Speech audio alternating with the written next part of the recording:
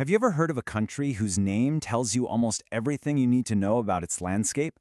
Well, that's exactly what we're diving into today. We're heading to the Adriatic coast to explore Montenegro, the land of the Black Mountain, to really understand its incredible story. So what's in the name? Everything. In the local language, it's Crna Gora, which literally translates to Black Mountain. The name we use, Montenegro, is just the Venetian Italian version of the very same phrase. It's the perfect description for a country covered in these dense, dark, absolutely dramatic mountain forests. You know, that rugged landscape isn't just for show. It's the backdrop to a really long and often turbulent history. This is the story of a people who basically used their own country as a natural fortress, fighting for centuries to create and hold on to their unique identity. And this timeline just shows you what a roller coaster it's been. The name first shows up way back in the 13th century. Fast forward a few hundred years of struggle, and they get formal independence in 1878, only to be absorbed into what would become Yugoslavia just a few decades later. The real turning point in modern history? That was 2006, when they peacefully voted to become independent again. And then, in 2017, they made a clear move towards the West by joining NATO. It's an amazing story of resilience. So, after all that history, what does this nation, forged in the mountains, actually look like today? Let's zoom in a bit and get to know the land and the people who call this stunning place home. First off, let's get a sense of the scale here. Montenegro is tiny. We're talking just over 13,800 square kilometers. To give you some perspective, that's a little bit smaller than the US state of Connecticut. But trust me, they pack a whole lot into that small space. And here's the proof behind the name Black Mountain. Just look at this. Over 61% of the country is covered in forest. That's not just some poetic nickname. It's a geographical fact that has shaped everything from their culture to their history. And we're not talking about gentle rolling hills here. The mountains are serious. The highest peak, Zia Kolata, climbs up to over 2,500 meters. That's more than 8,300 feet high.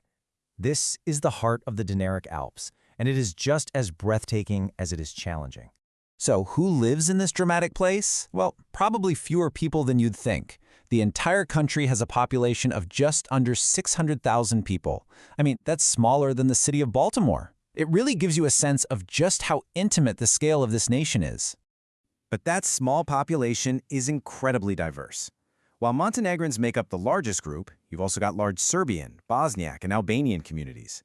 This isn't one single uniform culture. It's a true Balkan mosaic, which makes perfect sense given its history at the crossroads of empires. And that cultural diversity is perfectly reflected in the country's religions. It's overwhelmingly Orthodox Christian, sure, but you can clearly see the historic influences of the Ottoman and Venetian empires, with big Muslim and Catholic communities living right alongside each other. It really is a crossroads of faith. All right, so with this really unique history and identity, where is Montenegro headed now? Let's take a look at its economy and where it fits on the world stage today. Okay, economically speaking, Montenegro is an upper-middle-income country, and it's mostly driven by services. But here's a really fascinating fact. They use the euro. Now, they're not officially in the Eurozone, they just sort of decided to adopt it. That one choice tells you so much about which direction the country is facing. It has hitched its economic future to Europe. And you can see that economic focus right here. The service sector is the absolute powerhouse, making up more than 62% of the entire economy. So what does that really mean? In one word, tourism. People from all over the world coming to see that stunning Adriatic coast and hike in those rugged national parks we were just talking about. That's the engine. When you look at all of these alliances together, a crystal clear strategy emerges. Montenegro has firmly planted its flag with Western institutions. It's in the UN, it's been in NATO since 2017, and maybe most importantly, it is an official candidate to join the European Union.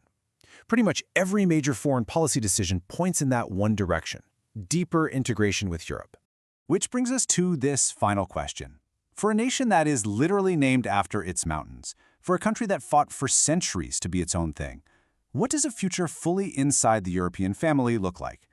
The journey of the Black Mountain is far from over, and its next chapter is being written right now.